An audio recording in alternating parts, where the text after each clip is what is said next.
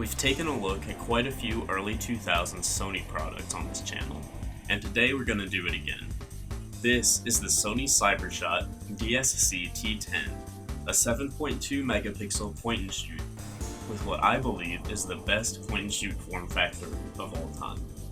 The built-in lens cover not only protects the Carl Zeiss lens, featuring 3x optical zoom, but it also acts as the power button. No need for fiddling in your pocket trying to find the small power button or switch. You just pull it out, slide it down, and boom, you're ready to take pictures. It's foolproof, removing the hassle of turning on the camera and waiting for it to be ready to use, and remedying that issue with a beefy lens cover with a crisp mechanical click, which is practical design that seems to be lost nowadays. The action of the sliding lens cover reminds me a lot of my PSP Go, which came out in 2009, which is only 3 years after this camera was released. Both devices feature extremely satisfying mechanical slides that are addicting to use and fidget with. Just like a Zippo lighter, you get a fantastic clicking sound along with the feel of the mechanism working, except you don't need to smoke to enjoy these. Originally releasing in August of 2006 with an MSRP of $400, which is $639.45 as of today, the Sony DCS-T10 was a new model in a T-series of Sony cameras known for their ultra-thin designs and feature a CCD sensor which assists in low light performance and helps the camera take amazing macro photos.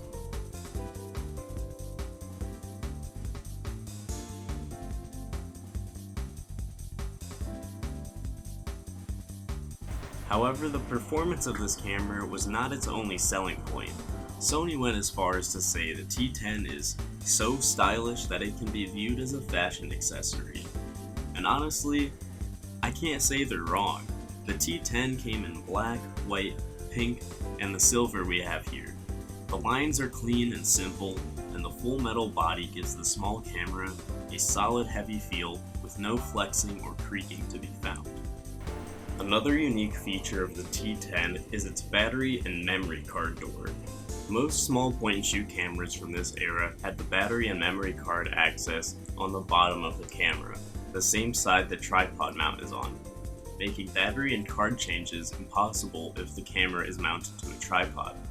Sony thought about this issue and completely resolved it by moving the access door to the side of the camera. It slides down and pops up to reveal the battery and memory stick Pro Duo slot, making changing either possible when using a tripod. Sounds simple, right? Well, at the time, this was a unique feature and a topical selling point. The T10 also features a proprietary connector that allows for USB and TV connection. This port is also able to be used on a tripod. Sony truly intended for this small camera to take on big roles that no other point-and-shoot could accomplish at the time.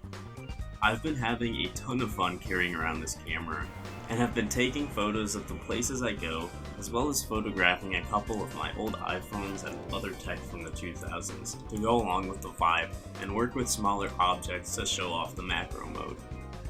I also grabbed a couple of toys to take pictures of too, and since I've had it on me almost all the time, I have also gotten shots of tons of random subjects from times of boredom or from places I've been. With this camera being essentially 20 years old at this point, I think it's impressive that the photos can still hold up today and are discernible from everyday smartphone pictures. Up until now, I've really only talked about the physical quirks of the device, but now it's time to admire the rest of the camera's controls. If we take a side-by-side look at my main camera, a Sony a6700, and the T10, the difference in buttons and selectors is noticeable immediately. The T10 has a slide above the screen to toggle between the photo gallery, photo mode, and video mode, with an additional power button on the top next to the shutter button, with the Steady Shot button on the right edge. What is Steady Shot? Steady Shot is Sony's video stabilization feature, which helps balance out the shakiness in your hands while filming with the camera. To put that in a little bit of perspective, the iPhone didn't feature optical image stabilization until 2015 on the iPhone 6s, almost 10 years after the release of this point-and-shoot. Next to the screen we have the zoom buttons, screen display switch button, menu button,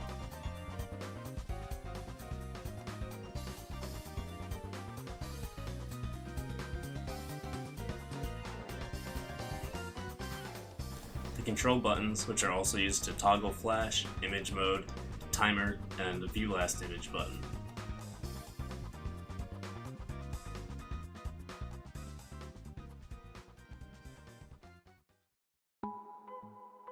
Then we have a brightness and slideshow button, and lastly, the delete button. I actually forgot a pretty important detail, so I'm coming back to add it again.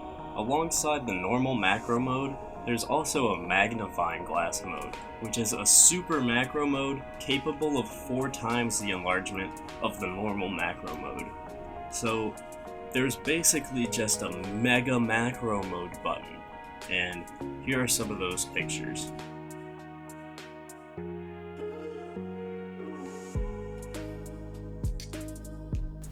This camera was ahead of its time when it came out in 2006, with the previously mentioned optical video stabilization, side opening battery and card door, along with Sony's info lithium battery system, which accurately shows the remaining battery life in the time remaining format, which is actually still found on Sony cameras of today.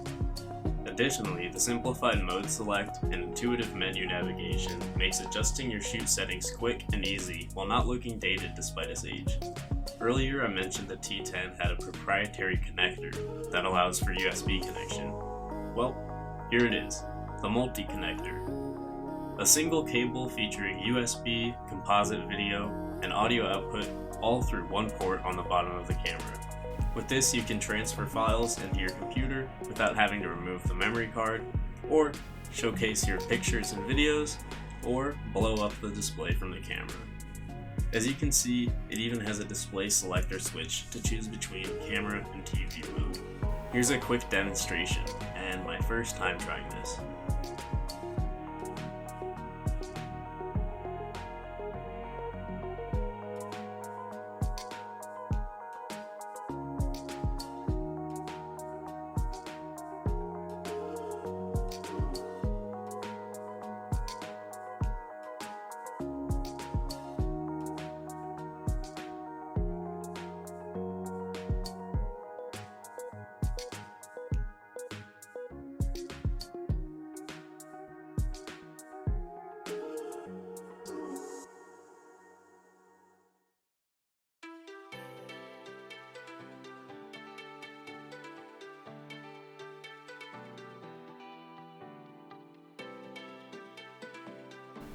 However, the multi-connector was not the only accessory included with the DSC-T10. It also came with this slim-fitting carrying case that fits the camera like a glove.